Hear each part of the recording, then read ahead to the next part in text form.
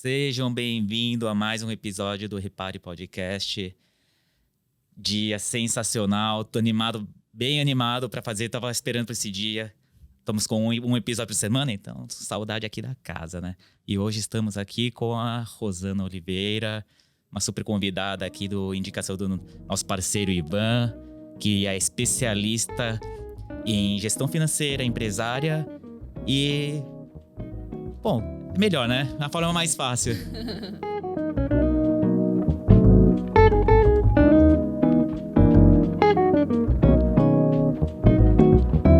Rosana, fale um pouquinho sobre você. Bacana. Primeiro, queria agradecer ao Som pelo convite, ao Repare Podcast. Acabei de saber que a origem, o nome, ele tem um significado muito especial. Então, estou feliz em fazer parte desse projeto, né? Meu nome é Rosana Oliveira, eu sou CEO da eFine, que é uma startup especializada em inteligência financeira para e-commerce. A gente se tornou especialista em gestão empresarial com foco em e-commerce e hoje a gente tem ajudado empresários que vendem online, né, que vendem produtos físicos online, mas que não sabem exatamente quanto que eles ganham todos os meses. Além disso, eu sou nascida no interior da Bahia, numa cidadezinha pequena chamada Floresta Azul. E estou aqui em São Paulo desde cedo, né, desde os 16 anos de idade. Vim para cá para crescer na vida, para tentar conquistar algo que em cidades pequenas é bem difícil, né?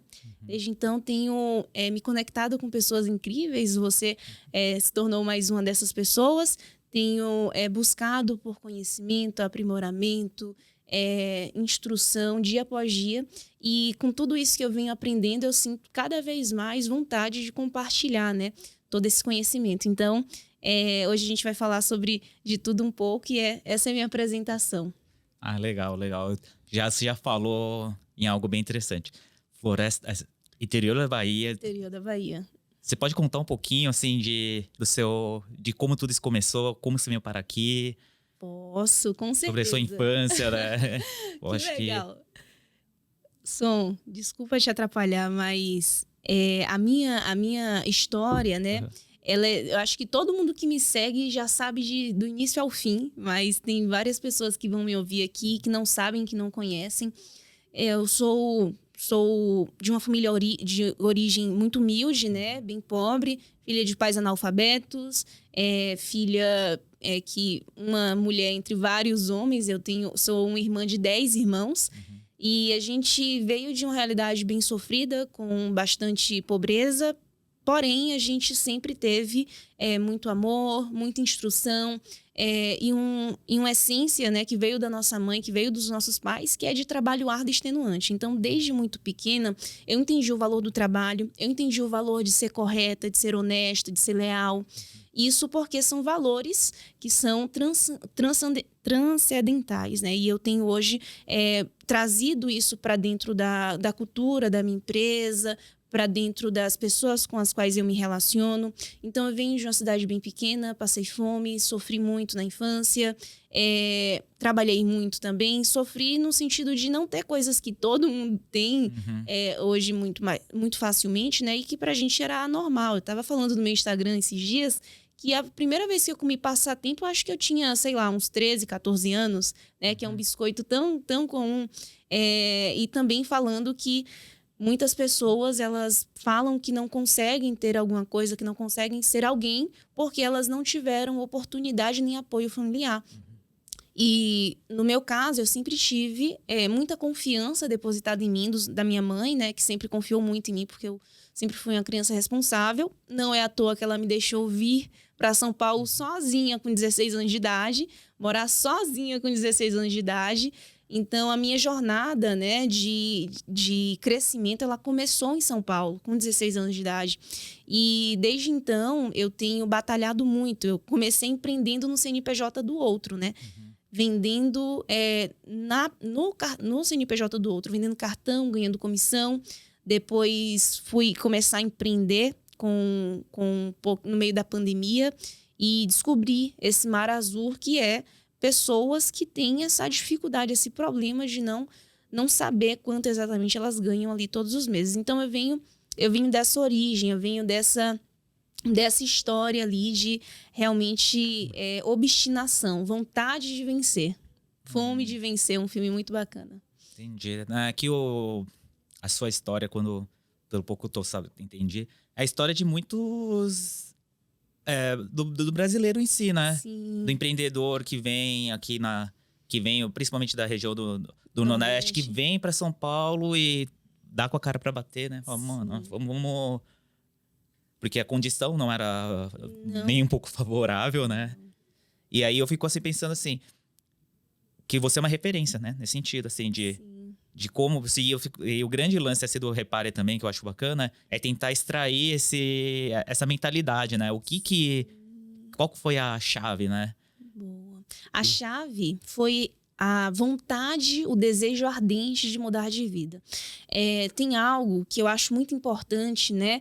Que é honrar a minha mãe, honrar os meus pais. Então, eu vi a minha mãe em uma situação assim de pobreza, né, em uma situação de não ter muitas coisas que eram básicas, e eu senti a necessidade, eu acho que o primeiro gatilho que eu tive é que eu senti a necessidade de proporcionar alguma coisa para minha mãe. Primeiro era isso. Tanto que no programa do Gugu, eu acho que eu fui a criança que mais enviou cartas para ter a casa construída. Então, assim, eu acho que o primeiro desejo ardente que eu tive foi a vontade de mudar de vida para eu poder mudar a vida da minha mãe. E quando eu vim para cá, foi uma das primeiras coisas que eu comecei a fazer, né? Trazer ela para cá, para fazer exames, para cuidar da saúde, depois dar coisas, bens materiais que, de certa forma, eram coisas inacessíveis. E hoje, moro aqui em São Paulo, tem hoje ali um amparo meu financeiro, nesse sentido de o que precisar, eu tô aqui. Então, esse foi o meu primeiro desejo, o desejo de mudar de vida. E isso é algo que muitas pessoas, às vezes, não persistem, né? Não vai adiante, não avançam, porque elas não têm um desejo ardente dentro delas. Tem gente que fala, agora a minha vida acabou porque eu fiquei grávida. E tem outras pessoas que falam, agora eu preciso ter mais força, agora eu preciso ter mais coragem, porque eu tenho uma motivação que vai além de tudo, que é conseguir sustentar a minha filha, conseguir dar uma boa vida para ela, conseguir fazer com que ela tenha um bom ensino, né? Então, o meu primeiro desejo, o meu primeiro gatilho foi o desejo de mudar de vida. E quando eu comecei a empreender, a gente já vai entrar nesse assunto, foi o desejo de transformar vidas, histórias e destinos. Porque eu sabia que com conhecimento, com informação, muitas pessoas poderiam ser ajudadas e mudar o cenário que elas estavam, né? Muitas pessoas têm ali, faturam muito, têm muito dinheiro nos números lá do dashboard, mas não tem dinheiro na conta. E aí fala, poxa, por que eu faturo muito e eu não vejo a cor do dinheiro? Então, esse desejo ardente de mudar de vida, ele parte de um propósito que é transformar a vida de outras pessoas também. No meu caso, da minha mãe no primeiro momento, e hoje no cenário do e-commerce, né, brasileiro aí, de quem não vê realmente, de fato, a cor do dinheiro por não saber administrar bem. Entendi. Mas então, voltando, você estava aí com os seus 16 anos, chegou aqui em São Paulo. E como foi os recursos, a forma para você realmente começar o start mesmo, tá? Você estava com um sonho, com a motivação, falando que essa motivação é aquela motivação boa, né? Vai que tem que andar, né? Sim. Era eu e um sonho, né? Quando eu cheguei, eu ia trabalhar em uma clínica e eu não tinha... Essa clínica estava em reforma, ela ainda não tinha previsão de quando iniciaria. E eu tive quatro principais motivos, mas tem 2 que eu já falei, né? E eu posso falar mais uma vez, que eram motivos muito graves para me fazer desistir. E pessoas desistem e voltam e não vão adiante porque... não tem justamente essa fome de vencer. E quando eu cheguei aqui, que eu fui morar nessa casa com 16 anos sozinha, eu morava numa casa germinada, com um monte de haitiano. E aí, lógico, cada um nas suas casas, mas eram casas dentro de um mesmo terreno. E eu estava numa situação vulnerável nos olhos deles, né? Então, a primeira coisa que aconteceu comigo, que era um grande motivo para eu poder voltar para a Bahia, para eu voltar a morar lá, foi a questão de um deles tentar me estuprar. Então, foi realmente algo que foi muito traumatizante para mim, tanto que hoje, se eu entro na minha casa, eu olho, eu vejo, eu confiro tudo, e daí eu tranco a porta, sabe? Então, foi algo que realmente me traumatizou muito. E uma outra coisa foi que eu ainda não tinha um trabalho garantido. Eu não sabia se ia dar certo, né? Então, tem gente que fala assim, eu vou, mas eu não tenho certeza se eu vou, porque eu não tenho certeza se eu vou conseguir um emprego. Eu não sei se vai dar certo. Não, tem que ter uma coisa garantida para eu poder ir. Eu não tinha garantia nenhuma. E às vezes as pessoas se travam porque ela quer se amarrar em garantias. E não existe garantias. Não existe garantias nos negócios. Não existe garantias de que se você sair desse passo, vir daqui para cá, tudo vai dar absolutamente certo. Então, é a capacidade de arriscar, né? Então, eu vim com a cara e a coragem mesmo. E foi muito difícil, eu sofri muito. Só uma fala do que acontecia. Quando eu comecei a trabalhar, eu também estudava, estava no último ano do ensino médio. E eu precisava, né? Ir para a escola, então eu precisava pagar um ônibus para ir para a escola e ir para o trabalho. Como eu não tinha dinheiro para ir para a escola e para o trabalho para pagar ônibus, eu saía do trabalho e a passagem que seria de volta para minha casa, eu ia direto para a escola. No primeiro mês que eu cheguei, nas primeiras semanas, eu tinha miojo e laranja. Laranja porque foi um saco de 5 quilos que eu comprei, que estava bem barato. E miojo porque era um pacote, um fardo assim, que daí eu fazia todo dia no micro-ondas, porque eu não tinha fogão, porque não tinha nada. Tinha o micro-ondas que os meus chefes me deram. E quando eu cheguei também, uma outra coisa é que eu dormi em 2 cobertas da prefeitura. E eu estava no mês de agosto, e o mês de agosto é o mês mais frio de São Paulo. Então, assim, olha quantas coisas. Eu estava lá no conforto da minha casa. A gente já naquela época não passava fome, né? Mas tinha, assim, muita dificuldade. Então, eu poderia falar, poxa, para que eu estou fazendo? Por que eu estou fazendo isso? Eu sou muito nova, eu posso voltar e ficar com os meus pais.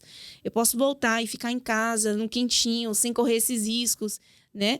Então, eu precisei fazer tudo isso para conseguir chegar em algum lugar. Não foi do dia para a noite, né? Entendi, uau. Mas aí você chegou aqui em São Paulo, aí você começou você foi trabalhar então para parte que era prestação de serviço.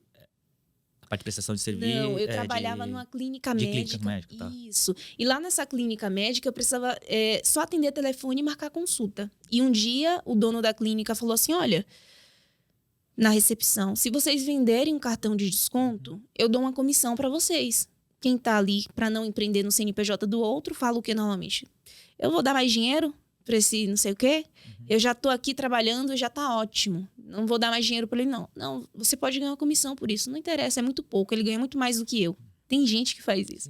E daí eu falei, caramba, então eu posso vender um cartão e ganhar mais dinheiro? Pode. Então tá bom, doutor, eu sei que eu tô lá no telefone e você falou que só eram as meninas da recepção. Mas e se alguém ligar e falar que é particular? Eu posso oferecer o cartão?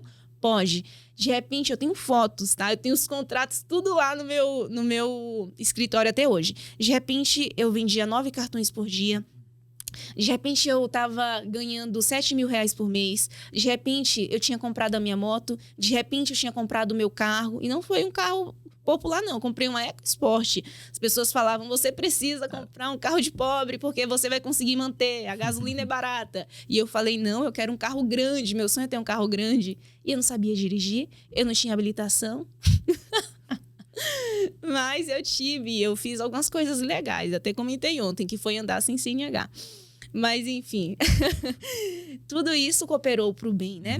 E eu queria abrir uma pauta aqui sobre essa questão de esforço, de vontade de vencer, né? E de não desistir nunca, sobre essa questão de não passar por cima de ninguém para conseguir as coisas. Você nunca pode abrir mão das suas origens, das coisas que você acredita, da sua essência para conseguir nada e nem roubar isso de ninguém. Eu vou contar, né? Eu não tinha contado isso em nenhum lugar ainda. Todo empreendedor, ele tá sujeito a isso. Toda empresa, ela pode passar por isso, tá? Mas você não pode ser negligente como eu fui. Entrando em empreendedorismo, primeiro, para começar a empreender é solitário. E você não precisa da ajuda nem da aprovação de ninguém para você conseguir fazer isso ser bem sucedido. Mas tem coisas que você não pode ser negligente. Então, às vezes, para começar, você tem medo porque você acha que porque não tem apoio você não vai conseguir. Isso é uma mentira. Você que tem que acreditar, você é que tem que fazer. E se você vai começar, busque fazer da forma mais lícita, mais correta, mais honesta possível. Eu vou contar uma história que é recente, tá? Eu tô há 7 anos, né? Lutando, batalhando muito aqui em São Paulo. Vai fazer 8 anos. E durante a pandemia, quando eu montei o meu negócio, eu comecei vendendo online. Fui aprender como vendia, descobri que tinham pessoas que vendiam, mas não sabiam quanto ganhava. Eu venho de gestão, né? Já faz 7 anos que eu tô nesse ramo. Como vocês sabem, eu vim com 16 anos de idade. Enfim. O meu trabalho ele não se limitou a atender telefone, porque em 4 meses eu comecei a ficar muito boa naquilo, já comecei a vender mais que todo mundo, a fazer mais que todo mundo, e os médicos começaram a falar, uau, essa menina, ela é muito boa, ela vende muito. Vou indicar para outras pessoas, para outros médicos, para outras clínicas. E, de repente, eu fui ser gerente de uma clínica. Eu nem era maior de idade ainda. Aí você aprendeu tudo na prática, né? Tudo na prática. As pessoas falam assim, eu só vou conseguir se eu tiver um diploma. Quantos engenheiros eu conheço que nunca atuaram? Quantas pessoas que eu conheço que fizeram ADM, mas que não sabem nada, não sabem nem o básico. Então, a teoria, o livro lá é legal. Mas e a prática? Como é que funciona? Mas lá se tinha, assim, eu fico pensando muito nesse sentido, porque... Claro que eu me capacitei, tá, gente? Exatamente, né? Fiz muitas coisas para me capacitar. Como que foi, né? No sentido de... Que eu falo, você tá lá, mas você tem que estudar, você tem que estar com as... Eu entendo que tem que ter as pessoas certas, né? Não sei como foi para você. Tinha alguma... provavelmente essas empresas devem ter sido muito boas, né? Foram. Tanto que esse assunto que eu já vou concluir sobre a questão da lealdade, sobre a questão de não roubar, não passar por cima de ninguém, vai fazer sentido. Porque todos os lugares que eu trabalhei, absolutamente todos os lugares que eu trabalhei, eu tenho a porta aberta, eu sou referenciada e eu tenho contato até hoje com essas pessoas. Então, na hora que eu mandar uma mensagem, oi, doutor Neviton, tudo bem? Olha só, aconteceu isso, tô precisando de ajuda. Poxa, Rosana, pelo amor de Deus, tô aqui para te ajudar. Oi, doutor Neviton, tudo bem? Eu posso entrar aí para poder fazer... Com certeza, vim aqui agora, levo minha mãe para fazer coisas, não só esse, mas como outros lugares, outras clínicas, outros hospitais. Então, essa importância da credibilidade, ela não tem preço. Né? Tem uma pesquisa que diz que quando uma pessoa está insatisfeita com você, ela fala para pelo menos mais 20 pessoas que ela tiver contato, ela vai lembrar, ela vai falar, olha, essa pessoa aqui, ou esse produto aqui não é bom, essa pessoa aqui, ela não é uma pessoa boa, é mau caráter. E quando você fala bem, quando você é uma boa pessoa, é pelo menos 5 vezes mais. Então, você tem mais chances, né, de ser bem-sucedido quando você tem uma boa credibilidade, mas as 20 vai falar para mais 20, que é mais 20, mais 20, e assim vai se dissimulando a má fama. Então, é muito importante essa questão de saber entrar e sair, e ser honesto, e ter caráter sempre. Entendi.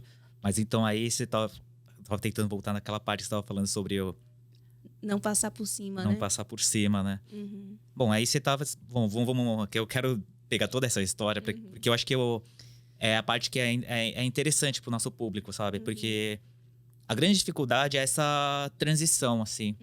A gente... Eu entendo que a gente quer ser empreendedor, só que a gente não entende o como, né? Sim. Aí você tá falando, a gente já pega um aprendizado aqui, né? Vai lá, você tem que estar na empresa certa, né? Sim. Com as pessoas certas, as pessoas que vão te orientar, né? Quando você chegou aqui, você estudou sobre os assuntos, principalmente financeiro, né? Eu acho que é a sua especialidade, assim. Sim. De onde que vem esse conhecimento? Boa. Eu falei isso num programa que foi lá na TV Barueri. E eu falei lá com eles sobre a dificuldade que algumas pessoas têm em encontrar um propósito na vida. E isso começa porque elas acham que elas não têm dom nenhum. Eu não sei nada. E o dom, ele não é algo que necessariamente nasceu com você. Muitas pessoas têm essa sorte, né? O dom é algo que você pode desenvolver. Você pode... Eu não era uma boa aluna em matemática, em química, em física, em nada disso. Eu não era uma aluna excelente. Mas uma coisa que eu aprendi é que todo empreendedor tem que ser bom em resolver problemas. E quando ele cria um problema e ele mesmo cria a solução para aquilo, ele aí passou de uma certa média, de uma certa de uma certa linha, né? Então, o que eu fiz para desenvolver habilidades, primeiro foi resolver problemas na prática. Eu trabalhava com faturamento médico e eu tinha, às vezes, que faturar 1 milhão de faturamento, porque, pensa, é uma cirurgia de... uma pessoa que vai tirar a gente fazia muito procedimento para coisas simples, mas que podiam ser feitas no âmbito hospitalar, que com certeza trazia mais segurança para o paciente, trazia mais faturamento para nós. Então, pensa, a gente todos os dias estava ali fazendo cirurgias que era 30 mil reais, 20 mil reais, 10 mil reais, então o faturamento ele tende a ser muito alto. Então, pensa você faturar 1 milhão, 1 milhão e 500, né, 2 milhões, e você ter que falar para o convênio, oi, convênio, me pague esse valor aqui, e o convênio fala assim, tá, eu vou para te pagar 1 milhão, tá, eu vou te pagar então 300 mil reais. E você ter que fazer uma auditoria, de analisar tudo aquilo, porque o convênio tem pessoas minuciosas, instruídas, que sabem fazer o máximo de detalhes possíveis para falar, eu não vou te pagar. E tem que ter uma outra pessoa que é mais minuciosa, mais específica, mais inteligente ainda do que quem está lá para falar assim, opa, isso aqui que você está falando não faz sentido, isso aqui está errado. Então, o meu trabalho era justamente isso, era identificar e resolver problemas. E quando você fala isso em se tratando de números de dinheiro, existe algo que é metodologia. Então, para tudo o que eu faço, eu tenho uma metodologia. Se eu quero saber qual é a linha final de uma pessoa que vende no e-commerce e fatura 2 milhões, eu preciso ter um começo, meio e fim. Então, eu começo pelo faturamento. O faturamento me diz quais foram os produtos vendidos. Os produtos vendidos tiveram um custo para ele ser vendido. E eu tenho uma margem de contribuição. Eu tenho essa margem de contribuição que paga as contas da empresa. Essas contas da empresa são pagas e me sobra um lucro operacional. Com esse lucro operacional, eu pago outras contas e aí eu chego na linha final. Então, eu estou falando de uma forma muito simples, mas existem muitas casas decimais até chegar nesse resultado. De uma maneira geral, a forma que eu adquiri o meu conhecimento foi fazendo. E de uma outra maneira ainda mais clara, a forma como eu me tornei especialista e boa naquilo foi me capacitando, indo em treinamentos, me capacitando, atendendo mais de 150 empresas de graça, me capacitando, claro, fazendo também uma formação, mas nenhuma das experiências que eu possa ter tido na teoria seriam suficientes para a prática. Então, a prática é o que torna você especialista e bom em algo. Essa é minha explicação sobre o aprendizado. Eu sou muito a favor disso, assim, porque eu sou da área... Pô, eu falo toda vez isso aqui no podcast, né? O pessoal acha que eu nasci aqui na área de comunicação, mas isso aqui é uma novidade na minha vida também. É uma coisa muito recente. Você fala muito bem. Obrigado. Nossa, eu tô tão feliz. Ultimamente, assim, eu tô muito grato com isso, que é muito... Um dia eu tenho que fazer meu episódio, né? Eu vou falar com o meu sócio aqui pra fazer meu episódio pra contar a minha história. Eu preciso ouvir a sua história, porque eu tô curiosa. Uma pessoa que fala melhor do que eu em português. Caraca. Você nasceu no Brasil? Não, eu nasci na Coreia, mas eu vim com 2 anos. Nossa. Então, eu só tenho a cara de coreano. Mas eu vim da área do comércio. Eu falava que eu era o empresário, né? Mas eu atuei quanto tempo? Na minha família veio, né? A gente vem da confecção. Que bacana. A gente tá em Bom Retiro, mas era do Brasa. Então, a gente trabalhou muito com confecção. E o que eu falo assim... Até eu falava assim antigamente que eu sou empresário. Só que, na real, eu fui ver que é o comerciante, né? Comerciante e o empreendedor raiz, que eu falo. O velho empreendedor raiz. Então, a gente aprendeu tudo na prática. Eu aprendi tudo na prática. As coisas tomando porrada mesmo. E colocando. Porque aí... E aí, por isso que também, quando eu fiquei sabendo de você, eu falei, vai ser interessante chamar aqui. Por quê? Porque eu falava que, como o empresário fala, não, eu sou o cara da gestão, eu entendo tudo, dos números, dos indicadores. Cara, eu não entendia nada. E tá tudo bem não entender. Exatamente. Não precisa, só que você tem que estar com as pessoas certas. Tem que estar com as pessoas certas, porque imagina se você fosse fazer contabilidade para você ser o seu próprio contador.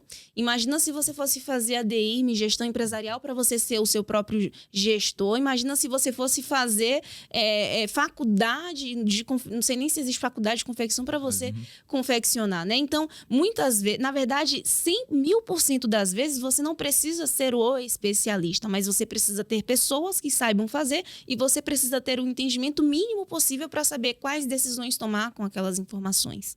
Então, muitas empresas, né, tem um dado que fala que as empresas, muitas, 90, eu não lembro, não tenho certeza do percentual, mas a maioria quebra em 4 anos e é por falta de gestão. Por que por falta de gestão? Porque, veja só, você precisa entender o que você faz que tá bom e que dá certo e o que você tá fazendo errado que não faz nenhum sentido. Posso trazer um exemplo de confecção? Vamos lá. Pensa, para você confeccionar uma peça, você não precisa considerar o custo fixo da empresa, você não precisa considerar uma série de coisas. Você precisa considerar unicamente o custo para a confecção daquela peça, né? Então, se para confeccionar eu mandei para modelista, eu mandei para costureira, eu tive pro aviamento, tive várias etapas ali para ele ficar pronto, eu preciso saber quanto me custou aquela peça no final. Então, o processo fabril ali, ele é de certa forma mais simples e mais lucrativo, mas tudo vai depender da compra também. Se a minha matéria-prima não tem o valor adequado para o valor de venda final, consequentemente eu posso não ter lucro. Mas, como essa questão fabril não é algo tão conhecido, não é algo tão comum para todo mundo, mas comum é a compra e venda, né, o varejo, eu vou trazer um exemplo aqui na prática, né? Vamos pensar. Tem pessoas que vendem diversos produtos e daí ela fala assim: cara, esse copo aqui, esse copo de plástico, ele é meu carro-chefe, é o produto que eu mais vendo. Só que essa pessoa ela não tem certeza absoluta de qual é a margem de contribuição, que é o valor que esse copo contribui para poder ter lucro no final do meu produto. Eu não sei quanto exatamente. E essas pessoas vendem vários canais, elas não sabem se esses canais estão cobrando a comissão certa, o frete certo, tudo certo. E daí ela tá ali iludida de que o produto curva A dela é o produto mais vendido e ela tá estourando por isso. Só que, na verdade, quando a gente vai olhar, é o que eu mais vejo: poxa, mas esse copo aqui, ele tá te dando um custo de X e a tua margem de contribuição tá negativa. Você sabia disso? Nossa, eu não sabia, mas então aumentou o frete, mas então aumentou a comissão? Eu não sabia. E aí, sabe o pior? Não é que você está vendendo e está tendo prejuízo. O pior é que você está comprando muito desse copo e você está usando todo o dinheiro que poderia ser usado para comprar qualquer outra coisa, que seria algo que realmente está trazendo o retorno necessário para a empresa, né? Então, essa falta de visão, que é tapar os olhos e não saber quais as decisões que precisam ser tomadas, faz com que as empresas quebrem, porque elas estão fazendo a mesma coisa, do mesmo jeito, da mesma forma que elas iniciaram, e não é aquilo que vai levar ela para o próximo nível, e aquilo também está matando o negócio dela sem ela mesma perceber. Então, isso é algo muito interessante que eu vejo que é um erro muito comum. O lucro começa na venda. Entendi. Aí você faz essas análises das empresas. Seria, então, um dos serviços que a sua empresa acaba resolvendo, solucionando. Isso. Pensa que a gente trabalha com uma metodologia que tem começo, meio e fim. Para chegar num resultado, eu preciso saber quais foram as vendas. Então, eu preciso saber de todos os canais. A gente busca dados de todos os canais, né? A gente está no pré-lançamento do nosso software, que vai fazer isso de forma automatizada. Mas eu preciso saber quanto que o Mercado Livre está te cobrando de frete, de comissão. Isso focado para as empresas do e-commerce mesmo. E-commerce, sim. E-commerce. E quais são as empresas, assim, que estão... Os ramos, assim, que você mais atende? Boa. Ou que estão mais em alta, assim. Uhum. Porque, no fim, as pessoas estão tudo entrando no digital, né? Estão tudo entrando no digital. Então... O digital virou uma tendência e que tende o negócio físico vai ser quase inexistente, não vai acabar, porque todo mundo gosta também de ir na loja e pegar alguma coisa, mas vai ser quase inexistente em algum tempo, porque hoje nos Estados Unidos, por exemplo, 90% do consumo é na internet, as pessoas compram online, né? Então, hoje, quais são os nichos que mais estão em alta, né? Primeiro é entender que você não vende o que você gosta. Você vende o que as pessoas querem comprar. Então, para você saber aonde você mira, quais são os produtos, você precisa fazer pesquisa de mercado. Quem são os meus clientes? Eu tenho cliente fabricante de cadeira, eu tenho cliente fabricante de uniforme, eu tenho cliente fabricante de quadro, decoração, eu tenho cliente fabricante de modinha, eu tenho cliente fabricante de plus size, tenho cliente fabricante de... tanto segmento, fabricante de joia. A gente tem cliente fabricante de várias coisas. Tá, mas então eu preciso ser fabricante para eu poder vender? Não. Olha só o Pari ali, olha só o Brás, olha só a 25, olha só a internet aí para você pesquisar o que as pessoas querem comprar, né? Eu até vou indicar, posso indicar uma ferramenta? Tem uma ferramenta que, se eu não me engano, se chama farejador de produtos. E essa ferramenta, ela mostra para você quais são os produtos que estão em alta. Então, quero saber o que vender online. Pesquisa nessa ferramenta que lá tem esse direcionamento. Mas, no geral, na internet se vende tudo. Você só precisa entender qual é a demanda para que você faça a oferta certa. A Janta tem um monte de produto lá no seu estoque que não são produtos que as pessoas querem comprar. Tá, então no caso, o que eu falo assim, no questão eu como, que eu falo assim, não tem jeito, né? Eu uso eu sempre com experiência. Porque eu tava quando eu tava na confecção até o ano passado, quer dizer, na verdade encerrei esse ano, mas vamos falar até o ano passado, que eu já tava com isso na cabeça. A gente entrou, e aí eu falo isso bem essa questão da gestão mesmo. A gente era loja de B2B, né? A gente fazia a fabricação para outros lojistas, né? E o que me salvou e essa migração foi o quê? Eu entrei no digital, eu comecei a vender no e-commerce. Quando a gente fala e-commerce, a gente imagina que é uma página só, né? Não, a gente fazia as vendas, a gente tinha um aplicativo, né? Que fazia o link com o cliente e tal. Só que você veio nessa, assim, eu acho que é a dor de todo empresário, né? Eu acho que o empresário em geral. O novo, assim, que tá me ligando. Ele entra, só que ele entra e sai vendendo. Ele sai, taca o botão do vende. Vende, e o melhor, aí aconteceu, eu entendi um pouco de tráfego, aí eu joguei o tráfego em cima.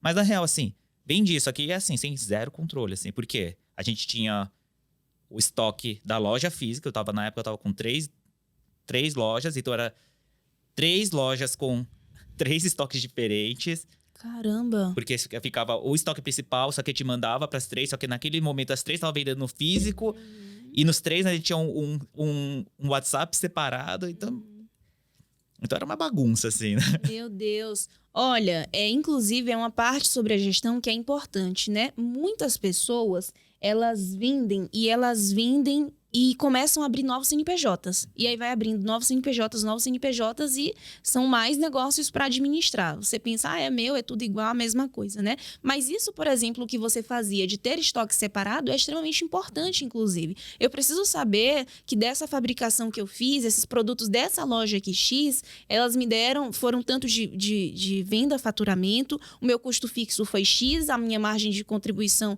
o meu lucro operacional foi Y. Então, ter essa separação é muito importante, só que é uma separação com organização.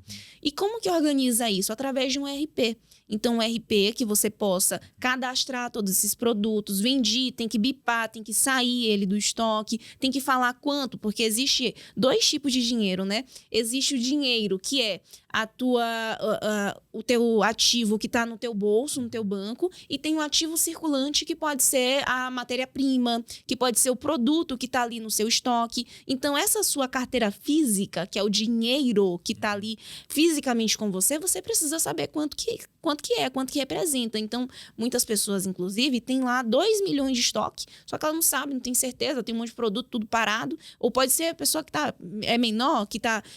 Não, tem 50 mil, mas ela não sabe. E aí ela fala, poxa, eu vou precisar de um empréstimo, eu precisava pagar aqui as contas, dá 10 mil reais, vamos pensar na pessoa que está começando, e eu preciso pegar um empréstimo. Só que o empréstimo já está lá no estoque dela.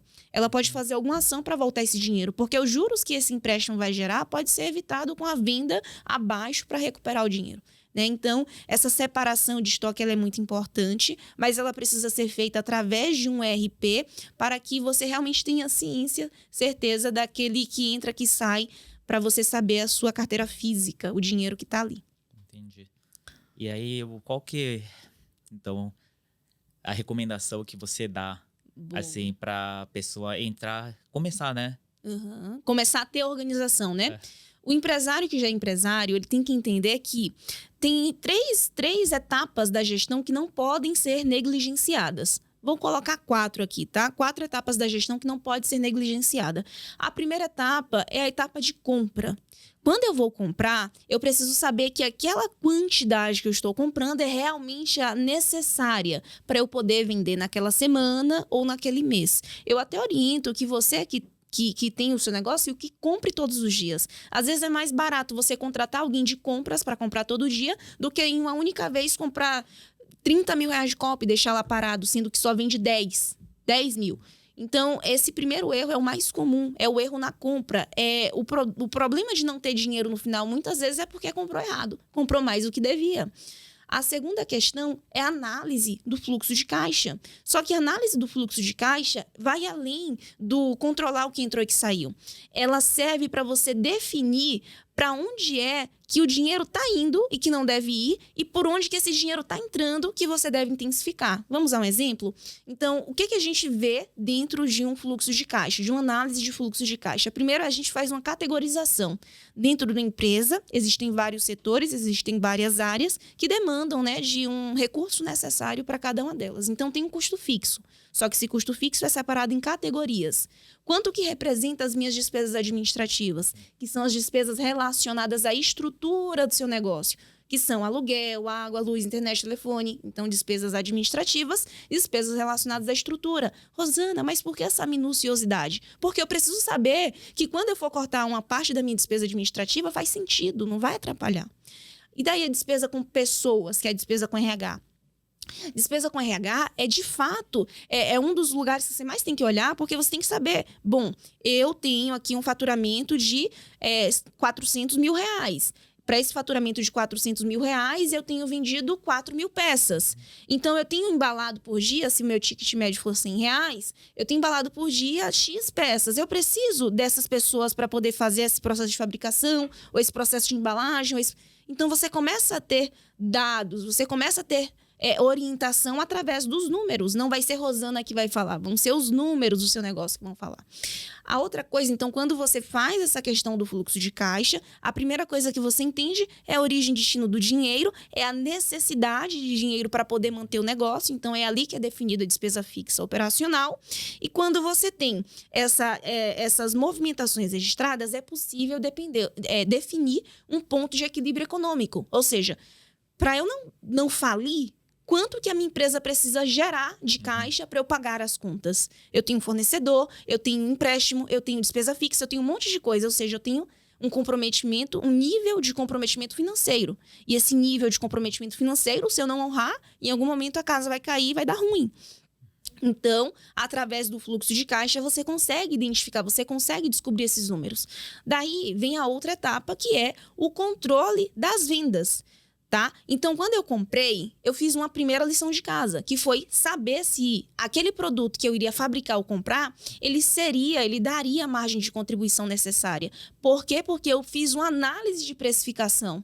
Como é feita essa análise de precificação? Primeiro que eu não vou vender o que eu gosto, eu vou vender o que as pessoas querem comprar. Então, eu não dito o preço muitas vezes, quem dita é o mercado. Né? Então, o mercado está falando que a blusinha é 20 reais. Eu vou vender por 30 a mesma blusinha? Alguém vai querer comprar? Não vai. As pessoas vão comprar se é o mesmo produto. É igual, não é um produto de gosto, é um produto que é igual. As pessoas não vão comprar porque você é mais bonito, você é mais feio. Não, ela vai comprar aquele que é mais barato. Então, quem dita o preço é o mercado. E se o mercado dita o preço, na sua lição de antes de comprar, você vai ver se vai dar o recurso, se vai ter viabilidade. Então, quando eu entendo, né? Primeiro eu fiz essa lição de casa, eu não vou ter o problema de, nas minhas vendas, identificar que eu estou vendendo vários produtos com margem negativa. E como que eu faço isso para analisar essas vendas, né? Traz todas as informações de vendas para dentro de uma área, um banco de dados. Aqui a gente está desenvolvendo um software que você vai ter isso em tempo real via API. Enquanto não, a gente também pode fazer esse trabalho para você, ou você faça, tenta, dá trabalho. Aí você vai ver que não faz sentido você fazer, faz sentido quem sabe fazer. E daí, você vai precisar saber, linha por linha, quanto que cada produto, em cada canal, dá de margem de contribuição. Então, vai descobrir que o copo, que está comprando um monte por mês, não vende aquela quantidade e que não está com a margem de contribuição boa.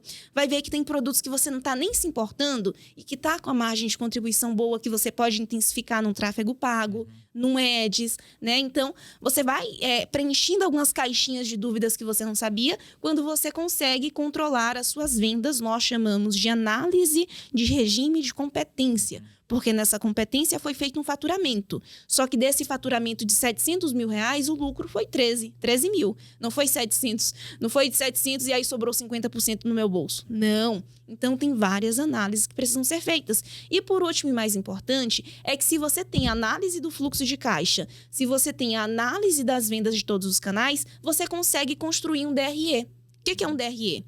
DRE é o demonstrativo do resultado do exercício. Então, à medida em que eu tenho informação de movimentação bancária e faturamento, eu construo um DRE para definir se eu tive lucro ou prejuízo. Então, essas são as etapas. Já tivemos uma aula aqui. O método aqui de fazer uma gestão é mais porque eu falo, para o empreendedor, assim, conseguir...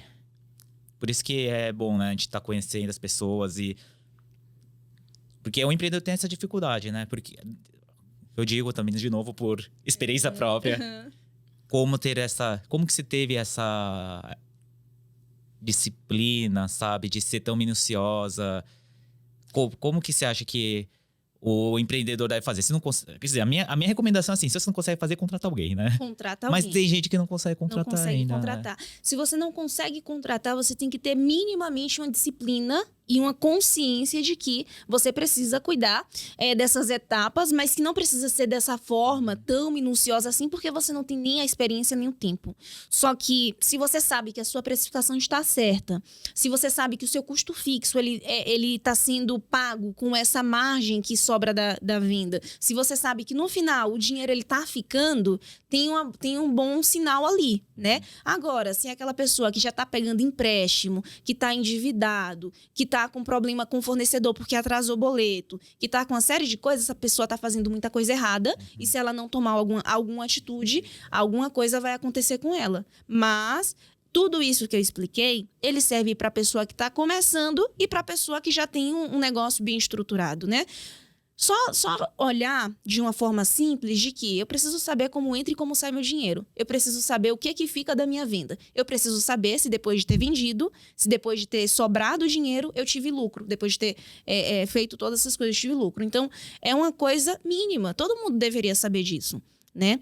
Mas eu quero até falar, porque ninguém está isento da falência, ninguém está isento dos erros. Saiba quanto for, tenha noção quanto for, você não está isento dessas coisas. São fatores que são externos, que podem, em algum momento, calhar de acontecer e você pode estar muito bem hoje e amanhã não tá tão bem assim, né? Como foi um exemplo, eu vou contar, né, dessa minha experiência que eu tive com a questão de lealdade e tudo mais que passou no passado. Há 6 meses atrás, eu fui para Bahia fazer um evento e eu sempre fui uma empreendedora que teve visão de ter pessoas que sabem tanto quanto eu as coisas. Então, entendam sobre a importância disso. Eu sempre quis que as pessoas soubessem tanto quanto eu e pagar treinamento, capacitação para saber ainda melhor do que eu. Todo mundo, se eu tiver uma pessoa que sabe menos do que eu tô perdendo dinheiro, né? Então, eu fiz tudo o que eu podia para capacitar, para treinar, para ensinar e transferir todo o conhecimento, né? E, na época, eu pensava que eu poderia contratar e capacitar porque eu posso ensinar e a pessoa vai ser igualzinha. E assim eu fiz, né? Eu contratei algumas pessoas que eram de extrema confiança, né? E eu tive um grande baque. Fui para Bahia fazer um evento, dei assim a responsabilidade, entreguei assim na mão de pessoas, né? Fica aqui, cuida, olha, todos os dias a gente conversa, todos os dias a gente vê em que ponto tá, mas ninguém cuida tão bem do seu negócio quanto você mesmo. E um outro problema que tem é que as pessoas, normalmente tem pessoas que querem muito seu bem, mas chega um momento que é a história do mordomo, né? Ela tem acesso, ela tem tudo que você tem ali disponível, mas ela quer para ela. Então, eu fui roubada, né? Eu não gosto de falar sobre dessa forma, com essa expressão, porque parece que é vitimismo. Eu odeio vitimismo, miseralismo e sensortismo. É coisas que eu odeio.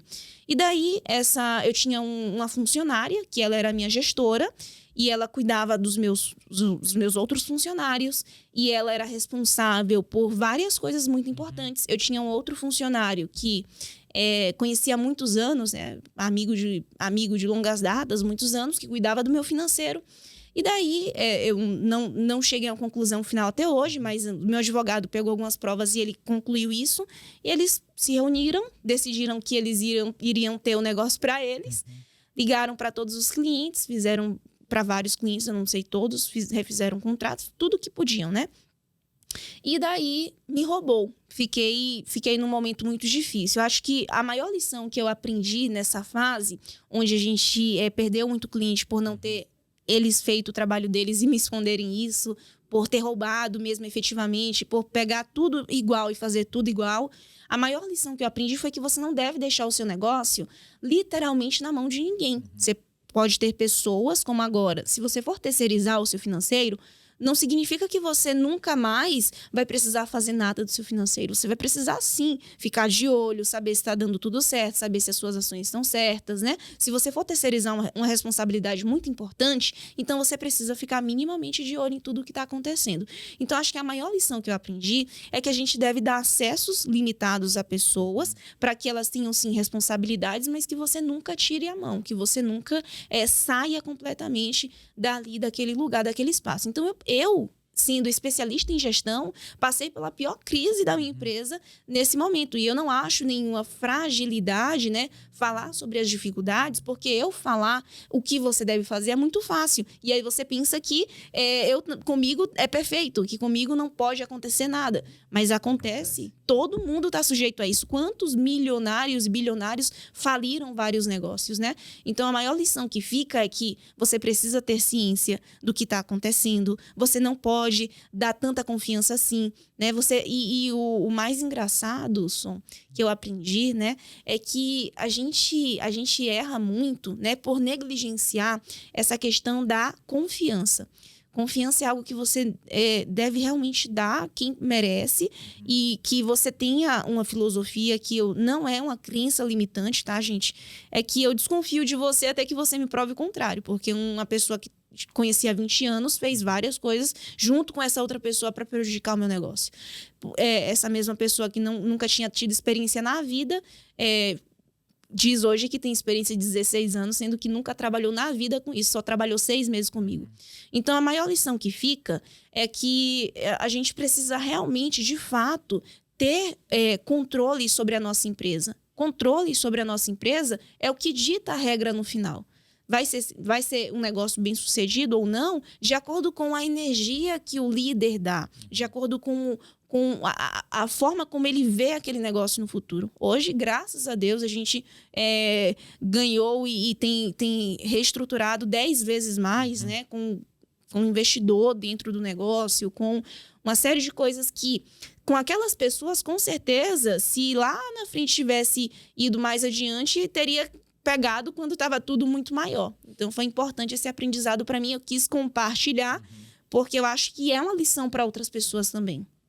Eu entendo isso aí. Eu acho que é o que eu entendo sempre, que esses aprendizados é sempre bem-vindo. A gente pode olhar com maus olhos ou bons olhos, mas é aquela história, né? É para o seu crescimento, principalmente para empresário. Se você for ver, é uma reflexão que eu tenho muito assim, a gente nunca... Todo mundo quer a fórmula mágica do acerto. Como eu faço para acertar? Cara, não existe. Se fosse todo mundo ia ser rico, milionário, bilionário. Tem um negócio, Som, se te cortando. Tem uma frase que diz que sucesso é fazer até dar certo. Exato. E é isso aí. Aí acontece. A gente vai lá, e o que eu falo assim, o grande lance é errar menos. Você errar menos. Aí como que é? Como que é esse errar menos? Putz... E aí, voltando assim para a questão de gestão, é isso, né? Dessa parte, o que você faz também. É assim, eu não sei fazer. Não adianta eu ficar tentando e fazer errado sem nenhuma instrução. Então, procurar pessoas corretas, pessoas certas que estão em volta de você. Buscar isso, buscar esse conhecimento, né? E aí, vai nesse sentido, né? Daí, voltando aí, agora tentando fazer o link com a confiança. Não é porque você conhece a pessoa há muito tempo que o cara é bom. Vai ser na hora, né? Na hora do... Na hora do vamos ver. É o que eu Quando falo, vê o dinheiro na conta, fala, eu quero pra mim. Quando fica morando um mês na sua casa, fala, nossa, eu quero essa casa pra mim. Sabe? Na hora que der a bucha mesmo, aí você vai ver o real caráter, como que as pessoas são, né? Mas assim, essa superação, e acontece assim, acontece isso, aí você fica de olho, você fala, tem que acontecer. Tem que acontecer, senão você não vai. E aí, provavelmente, se você não tivesse percebido aqui atrás, lá agora ia ser um baque muito maior. Bem pior, Com né? certeza, teria sido assim. Eu passei um período tentando perdoar. Que pra mim era assim, meu Deus, mas essa pessoa morou na minha casa 1 mês. Meu Deus, mas essa pessoa eu conheci essa pessoa há 20 anos. Como assim? Por que fez isso? Né? Mas a gente começa a entender, e eu ressignifiquei. Hoje, antes eu falava com raiva, porque eu falava até com o meu advogado. Falava, não, isso é inadmissível, não, a gente precisa fazer isso. Não, eu preciso fazer com que essas pessoas paguem. A lei da semeadura. Nunca falha. Nunca falha. Então, plantou, vai colher. E eu nunca, jamais vou desejar mal a ninguém. Mas, às vezes, você mesmo, quando faz algo ruim, você mesmo acaba recebendo aquilo de alguma forma. E todo mundo que passa por problema é porque fez alguma coisa ruim. Se isso fosse 100% verdade, o que aconteceu comigo agora teria sido porque eu fiz isso a alguém. Nunca fiz, porque hoje eu tenho porta aberta em qualquer lugar que eu vou. Mas aí tem o outro lado. Para aprender. Tem coisas que Deus permite que aconteça porque você precisa aprender, precisa passar pela prova, precisa se preparar. Então, é uma outra lição sobre empreender, e eu estou falando sobre isso porque ontem eu estava num evento, né? E nesse evento a gente precisava falar sobre as nossas dores, sobre as nossas travas. Precisava falar, olha, essa aqui é minha trava, eu tenho mágoa. Essa aqui é minha outra trava, eu tenho isso, eu tenho aquilo. E essa mesma coisa que foi falada por mim, algumas travas que foram faladas por mim, foram faladas por outros empresários também. E eu percebi que é mais comum do que a gente imagina que as pessoas passem, né, por coisas assim. E o mais importante de tudo isso é que a gente passe rápido no teste, que a gente aprenda rápido, que a gente mude rápido, né? Porque senão vai continuar acontecendo a mesma coisa. Eu, sem dúvida, já era uma mulher muito resistente, mas com tudo o que aconteceu, eu fiquei ainda mais resistente, com a intuição ainda mais aflorada, né? Que é uma habilidade que é muito interessante para o empreendedor, intuição. E, enfim, foram lições que são impagáveis. Eu acho que se eu tivesse lido num livro, eu teria achado legal. Como eu tenho no livro As 48 Leis do Poder, que fala sobre todas essas coisas que eu passei e que, lendo, talvez eu falasse, não, mas isso nunca aconteceria comigo, né? É diferente, né? Quando a gente pega o conhecimento, cara, é na prática, né? Eu falo assim, não tem que ter medo, tem que ir pra cima, fazer quer empreender, tá com medo, assistir, procura as informações, principalmente os resultados e as experiências dos outros, né? Isso eu acho que é um dos grandes segredos do podcast, que a gente consegue trazer os convidados e transmitir a história, a vivência dela um pouquinho mais próximo, né? Eu acho que essa dificuldade, porque, falar por falar de conteúdo técnico, tem um monte, né? Exato. Sabe? Exatamente. Essa experiência que é vivida, assim, né? Eu acho bem, bem bacana, assim. E a sua também, eu acho que já muita gente vai se identificar, né? Eu entendo também, assim, porque voltando ao que você estava falando desse evento que você estava. Ah, sim. É que a nossa dor é a dor dos outros. É a dor dos outros. Né? E nessa área eu não consigo separar, assim, infeliz. Assim, o podcast que eu falo assim, a gente fala sobre empreendedorismo, desenvolvimento pessoal e espiritualidade. Eu tentei separar isso. Eu falei assim, não, vou falar só de empreendedorismo, não vou falar só de desenvolvimento pessoal. É um conjunto, não tem como. Exato. E... Sobre espiritualidade, Som, primeiro, a gente tem essas leis que regem o universo, né? E que elas começam, para o sucesso de alguém, começa com a parte de, primeiro, acreditar. Acreditar, e acreditar é ter fé. E ter fé é acreditar em algo que não vê, né? Então, você não está vendo você efetivamente já bem sucedido, mas você acredita que isso vai acontecer. Você não está vendo o seu negócio muito grande, mas você acredita que isso vai acontecer. E o nome disso é autoimagem. Você precisa ter uma autoimagem de valor. Só que, ok, para ter uma autoimagem de valor, tem uma outra coisa que faz com que leve a energia necessária e que essa energia necessária, ela faça todo o trabalho necessário para nos manter em um determinado caminho. Então, a espiritualidade. Quando você se conecta, né, ao seu espírito, ao seu espiritual, tem algo mágico que acontece, porque a gente está o tempo todo na luta, na corrida, né, para poder conseguir chegar ao sucesso, para conseguir ter sucesso, mas a gente esquece que a vida é aquilo que acontece enquanto a gente corre atrás do sucesso. E se a vida é aquilo que acontece enquanto a gente corre atrás do sucesso, a gente precisa cuidar do nosso espírito. E cuidar do nosso espírito é nos conectar, de fato, com algo que é maior do que tudo, que é Deus, que é o universo, e estar em uma frequência, em uma vibração positiva. Emanando, de fato, vontade de ser grande, vontade de crescer, vontade de ser alguém na vida, né? E ser alguém na vida pode ser querer ser alguém na vida em qualquer profissão, mas você tem que ter essa vontade, porque a gente vibra em frequência, né? E quando você está na frequência da raiva, do rancor, da desconfiança, de uma série de coisas, infelizmente você acaba atraindo mais disso. E esses são os sentimentos mais fortes que existem. São os sentimentos mais fortes que existem é o sentimento da inveja, porque o sentimento da inveja, ele realmente é capaz de sugar toda a energia de alguém. Então, tem gente que fala às vezes assim, nossa, eu tô mal, meu corpo tá doendo, eu tô com dor de cabeça, tô com um monte de coisa. É por causa, muitas vezes, da energia da inveja. É usurpador, é sugador, é horrível. Inclusive, eu passei por isso.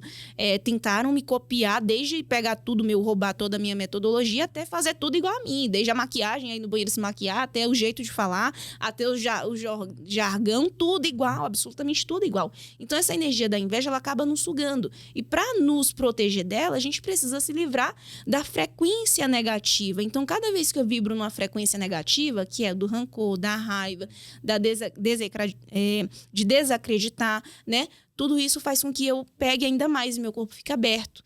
Então, a espiritualidade, ela nos ajuda nesse momento. É o momento em que você tem um eu maior, um eu superior, em que você transfere todas as suas dores, todos os seus medos. Então, eu tive experiências espirituais esse ano que foram realmente edificantes em minha vida. Eu tive momentos em que eu parei e que eu literalmente ouvi a voz, né, de Deus, de falar, olha, conversando comigo mesmo, na minha cabeça, olha, isso é só uma fase, mas eu preciso que você aprenda. Olha, isso aqui é porque eu tô te preparando para isso. Olha, essa instrução, sabe? O mesmo pessoas sendo usadas para poder me dar ainda mais mensagens que fariam ainda mais sentido, né? Então, a gente tem que se conectar com o espiritual para a gente ter sucesso. E o trabalho árduo e extenuante, né? Então, se você não tá com a autoimagem boa, com o espiritual em dias e com essa questão do trabalho árduo e extenuante, não espere que caia do céu. Não espere que algo milagroso aconteça do dia para a noite. Tudo é uma questão de fazer até dar certo. É isso aí. Mas aí eu queria que você falasse também agora, falasse um pouco sobre a sua empresa mesmo, né? Agora, afinal, já Passou pelo Vale da Sombra da Morte. Já passou pelos perrengues, né? Uhum, sim. E queria que você contasse um pouquinho sobre sua empresa, por favor. Claro, eu conto. Nós passamos por um ano de 2023 de bastante aprendizado, né? Esse ano palestrei em vários eventos. Esse ano eu, graças a Deus, consegui construir mais ainda autoridade, mais ainda notoriedade dentro do meu segmento, mais ainda pessoas entrando em contato, porque pessoas que são clientes indicaram, mais ainda pessoas que deram força e energia pra gente, né? Mas acho que um grande marco desse ano pro meu negócio, que é um negócio de inteligência financeira para e-commerce, que é um trabalho feito na prática, né? O que é o inteligência financeira para e-commerce? Nós operamos hoje numa modalidade de BPO financeiro. BPO financeiro é você terceirizar a sua demanda de financeiro que você teria dentro da sua empresa. Pensa que você iria ter que contratar uma pessoa, treinar ela, ensinar para ela uma coisa que nem você sabe, e daí essa pessoa teria que todos os meses entregar um resultado financeiro para você. Teria um custo de, no mínimo, R$3.000 sendo CLT. Daí, você pega e fala, não, eu não sei qual botão aperta no marketplace, como eu pego esses dados, eu quero terceirizar isso para uma empresa especialista. Então, a gente pega essa demanda dessa empresa, pega todos os dados, conecta todos eles em nosso sistema, padroniza tudo, e daí nós passamos a cuidar dessa situação financeira daquele negócio. Hoje eu tenho uma pessoa dedicada para cada empresa. Claro, uma pessoa que atende outras empresas de acordo com o que foi calculado que a hora dela permite por dia, com qualidade, né? E essa pessoa, que se chama executivo financeiro, cuida de todas as demandas da sua empresa. Ok. Só que esse ano eu percebi, e ontem, né, inclusive lá no evento de negócios, foi perguntado o que era negócio escalável e negócio escalonável. Então, o negócio escalável é aquele negócio que cresce e a despesa se mantém. E o negócio escalonável é que ele cresce, mas a despesa ela acompanha junto, né? Então, à medida que eu faturo, eu tenho mais custo, se eu tenho um negócio escalonável, e no negócio escalável, à medida que eu faturo, eu não necessito tanto assim ter mais custo, porque eu tenho algo que é realmente multiplicador. Eu tenho algo que ele faz de forma automática, que ele funciona de forma mais rápida, ligeira, né? Então, um passo que eu dei esse ano foi o desenvolvimento do nosso sistema. Então, a gente passou, né, por muito perrengue, por muita dificuldade, mas a gente fez o nosso protótipo, participamos, né, de um programa que nos deu também muita notoriedade, que foi a Batalha de Startups, onde lá vieram várias propostas de investimento dentro da nossa empresa. A gente tem hoje trabalhado para que no próximo ano a gente tenha 1.500, vou deixar registrado aqui, no próximo ano 1.500 empresas ativas, né? E isso porque a gente quer atender com muita excelência, muita qualidade, a terceirização dessas empresas para nós fazermos efetivamente tudo. Só que com a nossa tecnologia, eu presumo aí que a gente tenha pelo menos uns 10 mil usuários. Mas para nós cuidarmos dessas operações, essa tem sido a minha métrica, né? Uma métrica bem conservadora para que a gente realmente consiga superar ela. Ai, legal, nossa. Bom, gente, quem não conhece a Batalha dos Startups aí, é um programa da Record News, acho que é isso, né? Record News, Isso. Com o Janguier Diniz, só esse cara aí, né? E é muito uma honra estar aqui, você poder estar compartilhando isso aí também. Você entrou com o seu software, com esse software para solução financeira, automatização, né? De financeiros. E você pode falar como que é a experiência de estar lá? Posso, com certeza. É tensão, muita tensão, porque na Batalha de Startups, por exemplo, a dinâmica não é necessariamente a solução que o seu negócio oferece nas primeiras etapas, um conhecimento geral que você precisa ter para poder passar para as próximas etapas. Então, você vai com 4 participantes que têm cabelo branco, que têm experiência de anos, para poder batalhar ali primeiro, nas primeiras etapas, com perguntas de conhecimentos gerais, né? Então, eu aprendi, né, nesse processo do Batalha das Startups, que tem várias pessoas que a gente olha assim, que a gente não dá nada, mas que tem um conhecimento absurdo, que tem negócios que são realmente inovadores, e dentro desse desafio, desse sentimento de, meu Deus, quantas pessoas tão inteligentes, será que eu sou tão boa assim? Será que isso aqui é para mim? Eu descobri que todo mundo tem dentro de si uma inteligência intrínseca que faz com que ele prospere, que faz com que as coisas deem certo para ele, e que às vezes a pessoa improvável, ela também pode estar lá e fazer o negócio dar certo, né?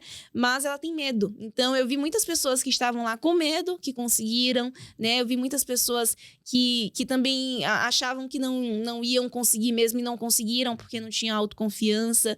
Então, foi uma experiência muito boa, eu gostei muito. Eu, particularmente, já conheço a equipe ali dentro, né? Da turma do Janguier, que é meu mentor, que eu admiro tanto.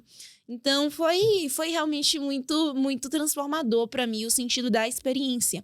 Porque eu acabei entendendo, de certa forma, né? Como que funciona esse mundo de startups? Quais são os critérios que a gente precisa ter para ganhar ou perder dentro de um negócio? Como que é avaliado o melhor e o pior negócio dentro daquela competição, né? Então, eu aprendi, muita coisa que eu aprendi, eu já coloquei em prática no meu negócio também. Foi sensacional, gostei muito. Que bacana, bacana. Então, essa é a questão, essa, né? Tem que estar, eu penso assim, por mais que a gente seja os empreendedores, né, em cada área, tem que estar com essas pessoas. Eu não consigo tirar isso da minha cabeça. Eu não consigo, sabe? Pra mim, não é diferente. Toda vez que... É o que eu falo, né? O podcast é um grande pretexto pra mim, né? Uhum. De estar com as pessoas certas e aprender. Que eu falo, sou o maior aprendiz sempre aqui. Eu sento aqui na mesa, assim.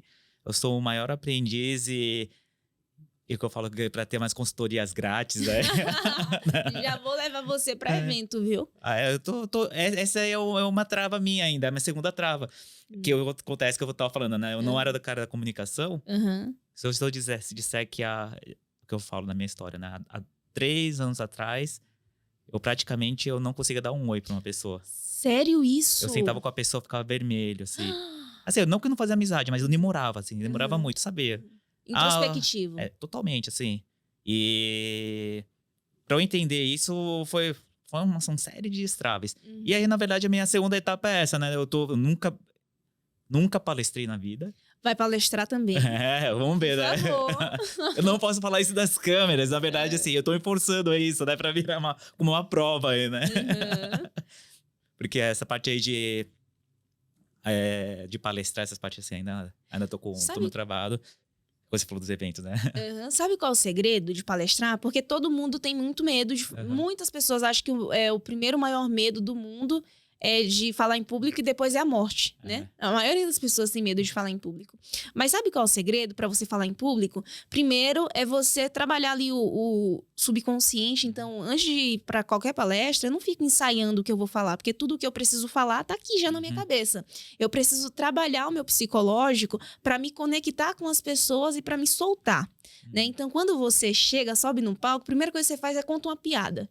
Fala assim, olá, gente, bom dia, tudo bem? Tudo. Ah, não sei, conta alguma coisa. Alguém vai rir. E aí você vai sentir, essas pessoas gostam de mim. Porque o medo de falar em público é a necessidade de aprovação que todo ser humano tem. Então, quando você tem essa necessidade e tem esse medo, o que vão pensar? Aí... Se você faz isso, você já destrava, né? E a questão de ter uma boa palestra também, eu não tô falando isso porque eu sou a melhor palestrante, mas todos os finais de palestra, falava, gente, a gente precisa acabar. E eu sempre ouvia maravilhoso. Mas o segredo é você se conectar com o público a ponto de que aquelas pessoas elas estejam interessadas no que você está falando, porque você está falando de uma coisa que ela quer muito e que tá ali com você. Então, a conexão com o público faz toda a diferença. Ainda eu vou ter uns destraves disso ainda. Vai, eu vou levar você para um evento, viu? Próximo evento que estiver, você vai ter que ir, vou te chamar. Vai começar a destrava lá. Ai, ótimo. Tá tudo gravado, vai ficar... gravado. Tá fazendo um compromisso público, muito sério. Público. Ai, meu Deus, começou, mas tudo bem, bom demais. Bom, Rosana, muito bom ter você aqui. Eu queria que você desse uma mensagem aí, final aí pros nossos espectadores aí. Com certeza. Primeira coisa que eu falei 3 vezes, eu acho, durante o podcast Repare, é que empreender é uma jornada solitária. E tá tudo bem que você passe por várias dificuldades, mas o mais importante é aprender rápido. E se você puder aprender com os erros que eu cometi, aprende e não faça. Não cometa os mesmos erros. Não seja negligente, não confie demais, não largue a mão do negócio, não deixe, vou esperar para que em alguma hora, quando eu tiver tempo, eu vou e vejo isso, eu vou e vejo se está certo. Porque você pode estar trabalhando daquele jeito, com o machado sem amolar. Se você parar e amolar o machado, vai cortar muito mais rápido, vai prosperar muito mais rápido. Tem essa história, não vou aprofundar porque todo mundo conhece ela. Então, não seja negligente. Seja uma pessoa que quer muito vencer, mas quer com algum propósito. Tenha propósito, né? A outra coisa é que não desista. Se você desistir, desista de ser fraco. né? E que você saiba, que você tenha ciência, que você tenha certeza de que sucesso é uma questão de fazer até dar certo. Então, se não deu certo desse jeito, faça de outro, até que você consiga, tá? E não se esqueça, né, que a vida também é aquilo que acontece enquanto você está tentando chegar em algum lugar. Então, desfruta também. Tenha tempo de qualidade, tenha mais amor pelas pessoas, pelas coisas que acontecem, que você aprende com aquilo. Eu tenho amor a coisas que eu não deveria ter amor, que me aconteceram, que foram edificantes para mim. Então, assim, aprende rápido. Faz rápido. Não seja tão mole, não se leve tão... é porque eu tô esperando o meu tempo, porque eu tô só... Não. Se force a sair daquela situação, tá? Se alie às pessoas certas. Quando eu oro, eu não peço para Deus me dar dinheiro, eu peço para Deus me dar sabedoria e me colocar pessoas certas. Então, quando eu tenho pessoas e eu tenho sabedoria, inteligência para lidar com aquilo, eu consigo qualquer coisa. Então, que vocês tenham, né, um pouco dessa mentalidade. A nossa empresa, que é a eFine, ela está aqui para resolver o problema de quem vende online e não vê a cor do dinheiro. Então, se vocês precisarem, pode falar meu Instagram? Claro, tem que falar. Se vocês precisarem, o meu Instagram é rosana.oliveira. Então lá eu dou dicas, né? Falo muito mais sobre mentalidade do que sobre finanças, o que é um erro, mas pretendo enfatizar mais finanças. E é isso, eu tô aqui para ajudar. Se a minha história e as minhas vivências de alguma forma ajudou alguém hoje, já tô muito feliz. Agradecer ao Repare, ao Som pelo convite. Que serenidade! Eu tô tentando pegar essa serenidade pra mim, porque já viu que eu sou acelerada, né, Som? Eu já fui acelerado demais. Me fala qual é a receita. Qual que é a receita? Anda com o pessoal e... É que eu falo, modela o povo. Modela o povo. Olha e fala, pô, por que... Você já sabe, o principal já sabe, né? Uhum. Eu tenho que ser mais... Eu sou acelerada. Uhum. Eu preciso ser um pouco mais serena. Eu tô um pouquinho... Passei um pouquinho, então... Uhum. Aí eu olhei e falo, pô, vou andar com ele e você já faz isso, né? Caramba. Não vai ter uma receitinha, né? Vai ter que andar com a pessoa. Vai ter que andar. E aí você vai pegando, vai captando. Isso eu vou pegar essa serenidade. Eu vou pegar, por favor. Já tô indo pra casa com 20% de energia, de serenidade, de calma, de tranquilidade. Mas eu vou te falar, serenidade assim não tem jeito. Tem que treinar. Tem que treinar. Mas é isso aí. Bom, gente... Quem ficou até o final aí... não posso esquecer, né? Curtir, compartilha, manda aí pros grupos do WhatsApp, porque assim, tem muita informação preciosa aqui. E é isso aí. Muito bom estar com vocês novamente. Até a próxima semana. Valeu!